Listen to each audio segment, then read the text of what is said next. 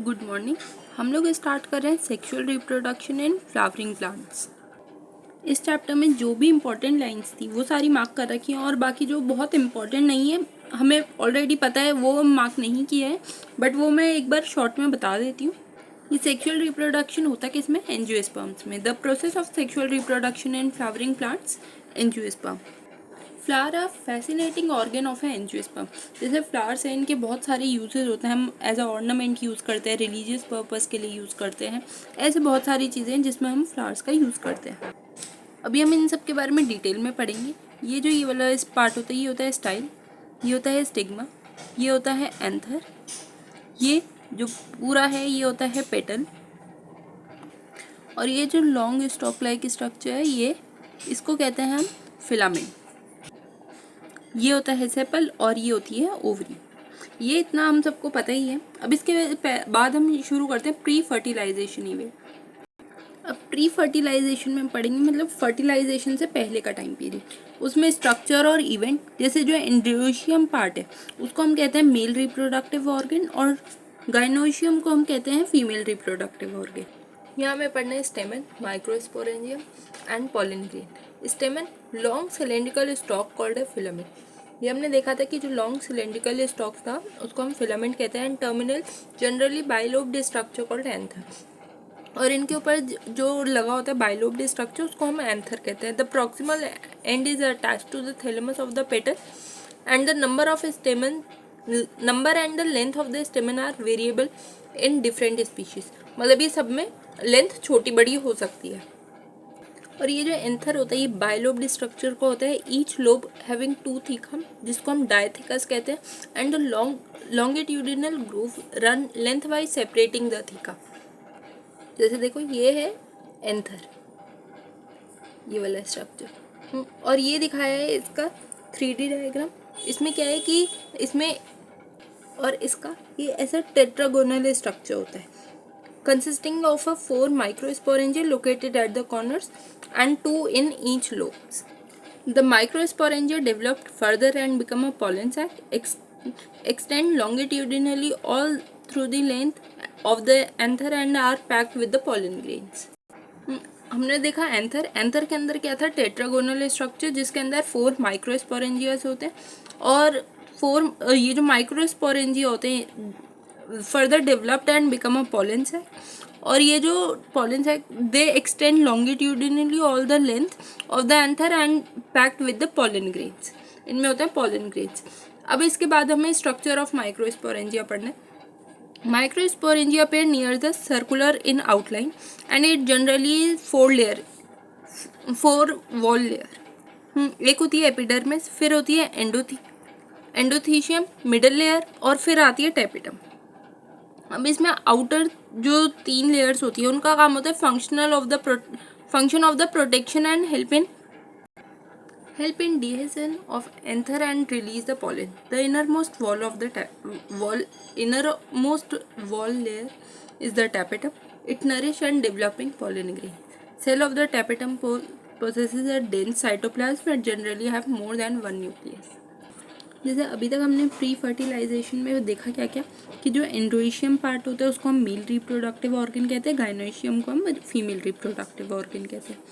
अब इसमें हमने स्टेमन, माइक्रोस्पोरेंजिया और पॉलन ग्रेन का स्ट्रक्चर देखना था, और जो long cylindrical stock like structure होता है उसको हम फिलामेंट कहते हैं। एंड और इसके ऊपर जो एक टर्मिनल जहाँ पे ये एंड होता है वहाँ पे बाइलोब्ड स्ट्रक्चर होता है जिसको हम एंथर कहते हैं। और ये जो typical angiosperm anther is bilobe and each lobe is having 2 theca. मतलब इसमें इसको हम डायथिकस कहते हैं एंथर को। और ये टेट्रागोनल स्ट्रक्चर होता है जिसके अंदर 4 माइक्रोस्पोरेंजिया होते हैं, कॉर्नर्स पे होते हैं, और इनमें 2, और इसमें क्या होता है कि जो ये माइक्रोस्पोरेंजिया है इसके अंदर ये आगे पहले फर्दर डेवलप्ड होता है और पॉलन सैक बनाता है, और पॉलन सैक के अंदर पॉलन ग्रेन्स होते हैं। अब इसके बाद हमने स्ट्रक्चर देखा माइक्रोस्पोरेंजिया का, वो कैसा होता है? वो एक तो microsporangia appear near circular in outline, और इसके अंदर 4 लेयर्स होती हैं। मतलब इसकी जो वॉल है उसकी 4 लेयर होती हैं, एपिडर्मिस, एंडोथीशियम और मिडल लेयर टेपिटम। जो बाहर की 3 है वो तो काम करती है protection and help in डिहेसेंस of the anther and release of pollen grain, release of pollens. और जो अंदर की लेयर होती है टैपेटम, वो करती है नरिशमेंट का काम, develop it nourish the developing pollen grains. And cell of the tapetum possesses dense cytoplasm and generally have more than one nucleus। अब ये जो टैपेटम होता है इसका cell of the tapetum possesses dense cytoplasm होता है इसमें, और जनरली एक से ज़्यादा न्यूक्लियस होते हैं। And when the anther is young, a group of compactly arranged homogeneous cells called a sporogenous tissues occupied in the center of the each microsporangia। जब ये एंथर यंग होता है तो उस टाइम पे क्या होता है, ये कॉम्पैक्टली अरेंज होते हैं होमोजीनियस सेल्स, जिसको हम स्पोरोजीनियस टिश्यूज कहते हैं। ये सारे के सारे सेंटर ऑफ ईच माइक्रोस्पोरेंजिया, मतलब ये सेंटर में प्रेजेंट होते हैं। अब माइक्रोजेनेसिस होता है as the anther develop the cell of the sporogenous tissue undergo meiotic division to form a microspore tetrad. अब क्या होता है कि जैसे ये एंथर जो है ये डेवलप होगा तो ये जो cell of sporogenesis, cell of the sporogenesis tissue undergo meiotic division, ये मियोटिक डिवीजन में जाएंगे और 4 माइक्रोस्पोर टेट्राड्स बनाएंगे। अब क्या है, ये माइक्रोस्पोर टेट्राड बन गया तो इसमें each one is potential pollen and each one is potential pollen और अ माइक्रोस्पोर मदर सेल्स। जो प्रोसेस होता है formation of a microspore from the pollen mother cells through meiosis is called microsporogenesis. Microsporogenesis क्या होता है कि जो प्रोसेस होता है पूरा formation of microspores from the pollen mother cells through meiosis, इसको इस पूरे प्रोसेस को हम बोलते हैं microsporogenesis. Microspores are arranged in cluster of 4 cells, microspore tetrads, as anther mature and dehydrate. The microspores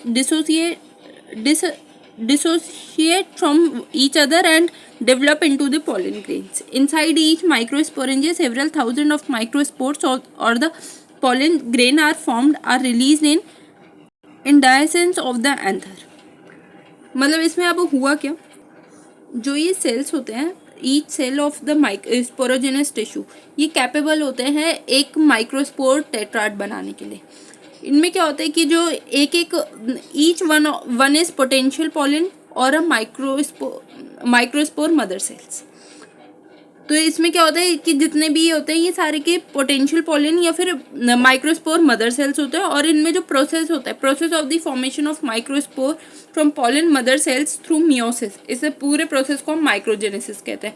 microgenesis जो माइक्रोस्पोर्स जो होते हैं ये अरेंज होते हैं इन क्लस्टर 4 सेल्स जिनको हम माइक्रोस्पोर टेट्राड कहते हैं। जैसे एंथर मैच्योर और डिहाइड्रेट होता है, माइक्रोस्पोर्स जो है ये dissociate from each other and develop into the pollen grains, ये डेवलप्ड हो जाते पॉलन ग्रेन्स में। And inside each microsporangia several thousand of microspore और inside each microsporangia several thousand of microspore or pollen grains are formed that are released in dehiscence of the anther।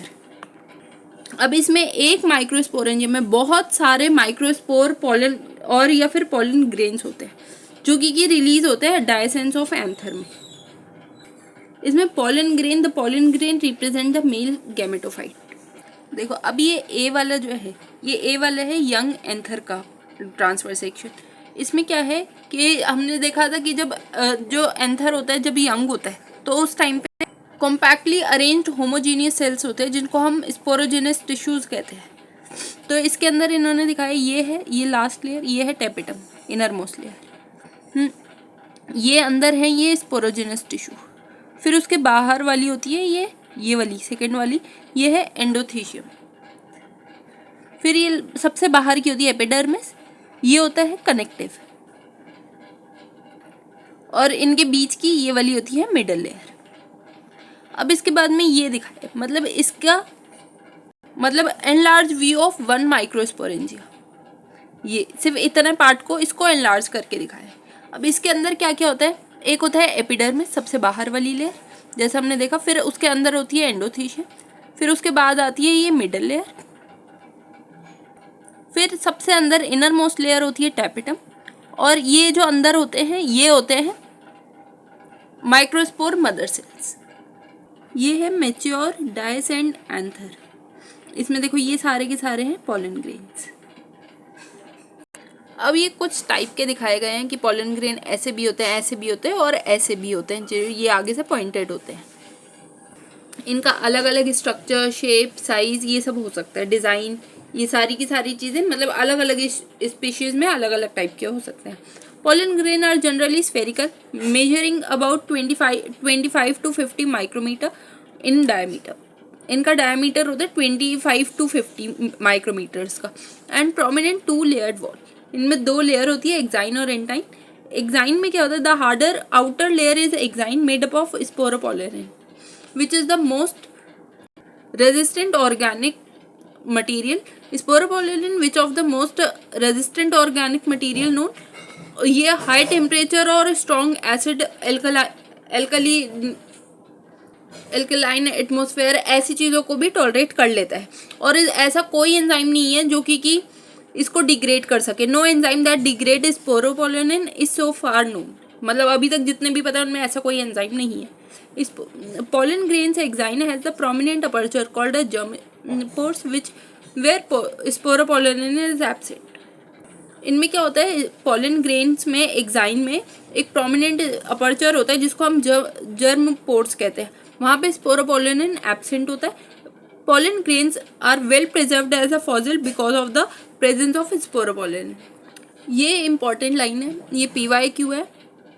pollen grains are well preserved as a fossil, मतलब इसको well preserved करके रखता है as a fossil because present सिर्फ इसकी इसमें sporopollenin presence होने की वजह से। अब इसके बाद आती है inner wall of the pollen grain is entine, a thin continuous layer made up of cellulose और pectin। ये बहुत बार आया है कि एक्साइन जो है वो स्पोरोपोलेनिन की होती है और ये जो एंटाइन होता है ये सेलुलोज और पेक्टिन का बना होता है। The cytoplasm of pollen grain is surrounded by the plasma membrane. अभी ये क्या होता है, when the pollen grain is mature it contains 2 cells। इस जब pollen grain mature होता है इसमें 2 cells होते हैं, वेजिटेटिव एंड जनरेटिव। वेजिटेटिव जो होता है वो बिगर होता है और इसके अंदर फूड रिजर्व का काम करता है एंड लार्जली इरेगुलर शेप का न्यूक्लियस होता है। जनरेटिव सेल्स जो होता है वो स्मॉल होता है, float in cytoplasm of the vegetative cells and spindle shaped with a dense cytoplasm and a nucleus. 60% of angiosperms pollen grain are shed off at 2-celled stage. 60% angiosperms जो होते हैं उनमें pollen grain are shed at 2-celled stage and in remaining मतलब जो 40% बच गए उनमें क्या होता है, generative cell divide mitotically to give rise to male gamete before the pollen grain are shed, जिसको हम 3 stage कहते हैं, 3-celled stage कहते हैं। ये जो pollen grains होते हैं, pollen grains of many species can cause a severe allergies और bronchial affliction in some peoples leading a chronic respiratory disorders जैसे asthma, bronchitis etc. अब इसमें एक नाम दिया हुआ है, ये नाम बहुत ज़्यादा इम्पोर्टेंट है। क्या हुआ था कि जब इम्पोर्टेड वीट आया था तो उसके साथ बहुत सारा पार्थिनम और कैरेट ग्रास था। ये जो मतलब इसकी वजह से बहुत एलर्जीज हुई थी, पॉलन एलर्जी। ये क्या था, ये यूबिक्यूटस इन अक्रेंस, मतलब ये बहुत जगह फैलने वाला, मतलब हर जगह प्रेजेंस होना। ये पार्थिनम और कैरेट ग्रास जो था ये कंटेमिनेट होके इम्पोर्टेड वीट के साथ इंडिया में आया था। तो उसके बाद ये इसकी वजह से बहुत सारे कॉजेज ऑफ पॉलन एलर्जीज। तो ये जो नाम है पार्थिनम और कैरेट ग्रास ये इम्पॉर्टेंट है, ये याद रहना चाहिए कि इसकी वजह से क्या हुआ था, कॉजेज ऑफ पॉलन एलर्जी। और ये यूबिक्यूटस का मीनिंग होता है कि मतलब हर जगह पे प्रेजेंस होना। ओवरऑल हमने अभी तक पढ़ा क्या कि जैसे माइक्रोस्पोरोजेनेसिस पढ़ा हमने, उसमें क्या होता है कि माइक्रोस्पोर्स बनते हैं पॉलन मदर सेल से मियोसिस के थ्रू, तो उसको हम पूरे प्रोसेस को कहते हैं माइक्रोस्पोरोजेनेसिस। ये जो माइक्रोस्पोर्स होते हैं ना, ये क्लस्टर 4 सेल्स होते हैं, क्लस्टर ऑफ 4 सेल्स, जिसको हम माइक्रोस्पोर टेट्राड कहते हैं। ये एंथर जैसे जैसे मेच्योर होता है, डिहाइड्रेट होता है, माइक्रोस्पोर्स जो होते हैं वो dissociate with from each other and develop into the pollen grains. और ये एक माइक्रोस्पोरोजेनेसिस में बहुत सारे पॉलन ग्रेन्स या फिर माइक्रोस्पोर्स होते हैं और ये रिलीज होते हैं with with dehiscence of the anther. अब इसमें जो पॉलन ग्रेन होता है ये होता है मेल गैमेटोफाइट। पॉलन ग्रेन के बारे में हमने पढ़ा कि जनरली स्फेरिकल होता है। ये 25 to 50 माइक्रोमीटर्स का होता है। इसकी हार्ड आउटर लेयर होती है जिसको एक्साइन कहते हैं। एक्साइन और इंटाइन इसकी 2 लेयर्स थी। एक्साइन जो है वो स्पोरोपोलन इनकी बनी है जो कि बहुत ज़्यादा रेजिस्टेंट ऑर्गेनिक मटेरियल है और ये बहुत high temperature strong acid alkali को भी टॉलरेट कर सकता है और ऐसा कोई एंजाइम नहीं है जो इसको डिग्रेड कर सके। और हमने देखा कि इसमें प्रोमिनेंट अपर्चर होता है। एक्साइन में एक प्रोमिनेंट अपर्चर होता है जिसको हम जर्म पोर कहते हैं, जहाँ पे स्पोरोपोलन एब्सेंट होता है। और ये जो है ये पॉलन ग्रेन जो होते हैं इनको हम वेल प्रिजर्व्ड कर सकते हैं, are well preserved as a fossils because of the presence of sporopollenin है। अब ये जो इनर वॉल होती है ये होती है इंटाइन जो कि थिन होती है और continuous layer made up of cellulose और पेक्टिन। ये सेलुलोज और पेक्टिन की बनी है। अब इसमें क्या होता है कि ये पूरा का पूरा जो साइटोप्लाज्म ऑफ पॉलन ग्रेन है ये सराउंडेड है प्लाज्मा मेम्ब्रेन के। And when pollen grain is mature contain 2 cells. जब पॉलन ग्रेन मेच्योर हो जाता है इसमें 2 सेल्स होते हैं, वेजिटेटिव और जनरेटिव। वेजिटेटिव जो होता है वो बिगर होता है, फूड रिजर्व करता है और इरेगुलर शेप न्यूक्लियस होता है। और जो जनरेटिव होता है वो स्मॉल होता है, वो फ्लोट करता है cytoplasm of the vegetative cell और स्पिंडल शेप्ड होता है with the dense cytoplasm and nucleus. जो 60% एंजियोस्पर्म्स होते हैं ना ये shed at the 2 celled stage. लेकिन जो बाकी के होते हैं उनमें क्या होता है कि जनरेटिव सेल्स जो है वो डिवाइड होता है माइटोटिकली और उससे 2 मेल गैमेट्स बनते हैं। ये before the shed pollen grain are shed at उस स्टेज को हम 3 सेल स्टेज कहते हैं। अब इसमें हमने देखा कि पॉलन ग्रेन जो है इसकी वजह से बहुत सारी सीवियर एलर्जीज होती हैं जैसे ब्रोंकाइटिस, एज्मा, ऐसे रेस्पिरेटरी डिसऑर्डर्स भी होते हैं।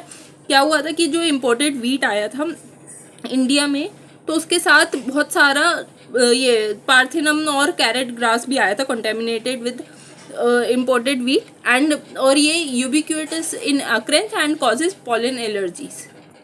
Pollen grain are rich in nutrients. It become a fashion in recent year to use a food as a food supplement. ये जो होता है ये pollen grains जो होते हैं ये rich होते हैं nutrients में और ये क्या होते हैं ये पहले इनको एज अ फूड सप्लीमेंट भी लिया जाता था। वेस्टर्न कंट्रीज़ में इनको फॉर्म ऑफ टैबलेट, सिरप्स इनकी तरह भी यूज़ किया, ये मार्केट में अवेलेबल थे। And pollen consumption has claim to increase the performance of athlete and a race horse. ये क्या करता है इनकी परफॉर्मेंस को बढ़ा देता है। जैसे ये दिखाए हैं ये टैबलेट्स हैं, ये टैबलेट हैं, ये क्रीम है, ये शेक है, ये ऐसे बहुत तरीके से हैं जो इन्हें यूज़ किया जाता है और मार्केट में अवेलेबल है।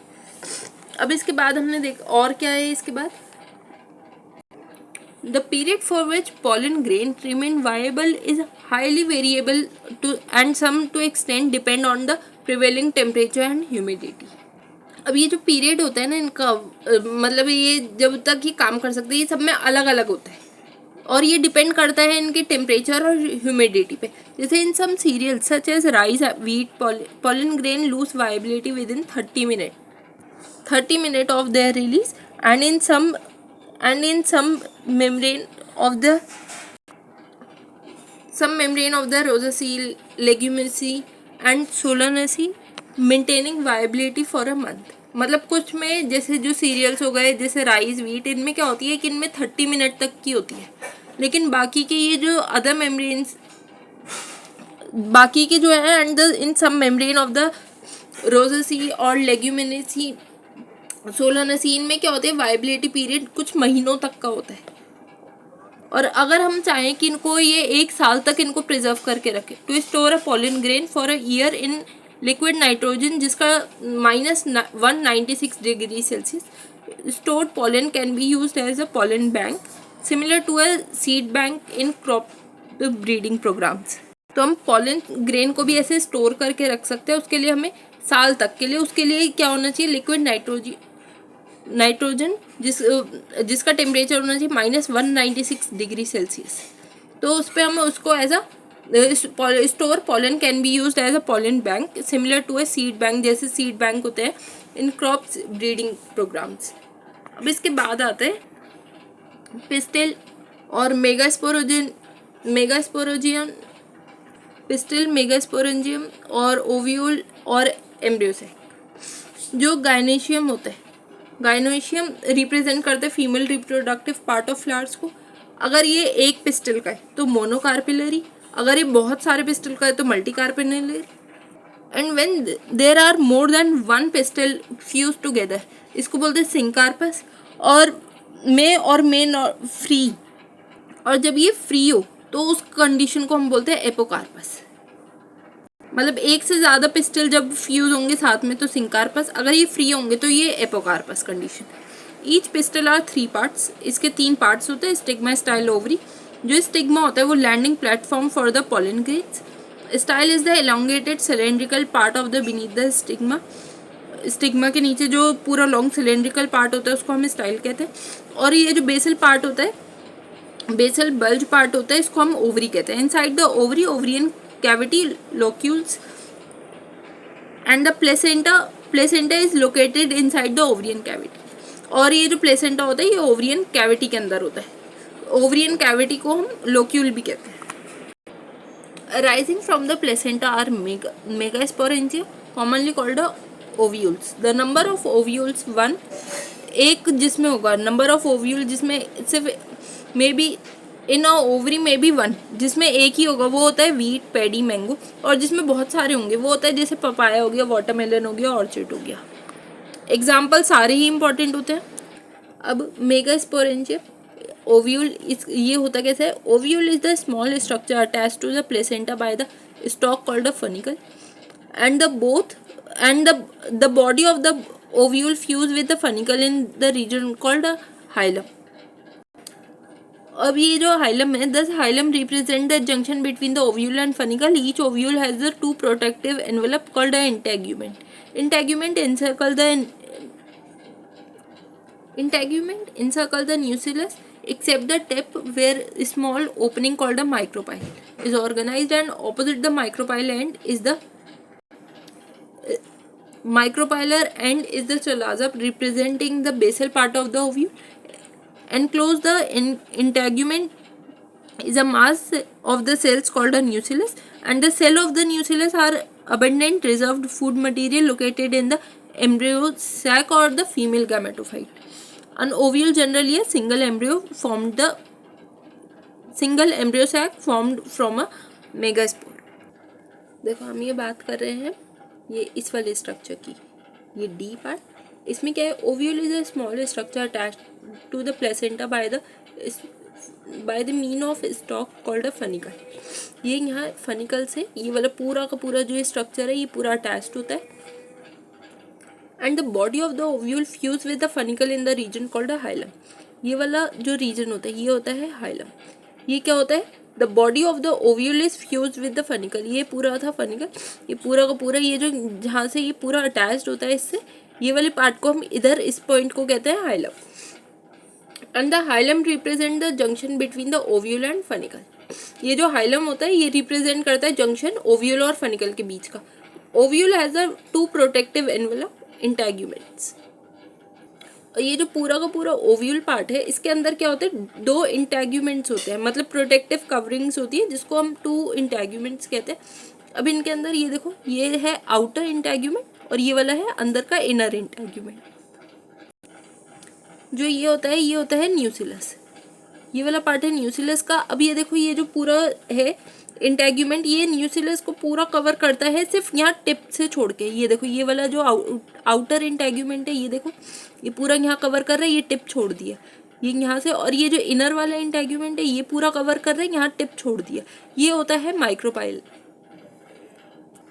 और माइक्रोपाइल के जस्ट ऑपोजिट होता है चलाजर लैंड, जिसको basal part of the ovule कहते हैं ये।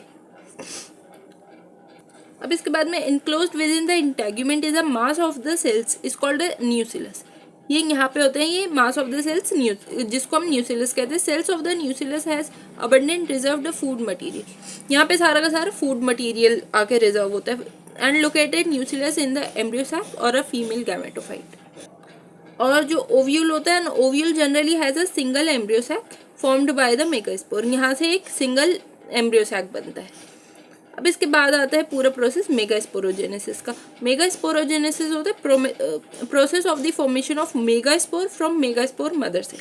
माइक्रोस्पोर में क्या था, microspore from the microspore mother cells, तो वो था माइक्रोस्पोरोजेनेसिस। मेगास्पोरोजेनेसिस में megaspore from the megaspore mother cells, उसको बोलते हैं मेगास्पोरोजेनेसिस। अच्छा, इसमें एक बार ये देखो, ये होता है ओवरी, ये होता है थैलेमस, ठीक है, ये होता है सिंकार्पस ओवरी, सिंकार्पस ओवरी, ये होता है स्टिग्मा, ये स्टाइल और ये स्टिग्मा। ये वाले जो है, ये पहले ये जो ए वाली थी, ये जो बी पार्ट है ये है सिंकार्पस पिस्टल ऑफ पेपावर, ठीक है। और ये जो सी वाला पार्ट है ये दिखाया है मल्टीकार्पिलरी कंडीशन। इसमें देखो ये जितने भी हैं ये सारे के सारे ये अलग अलग, ये सारे कार्पल्स है।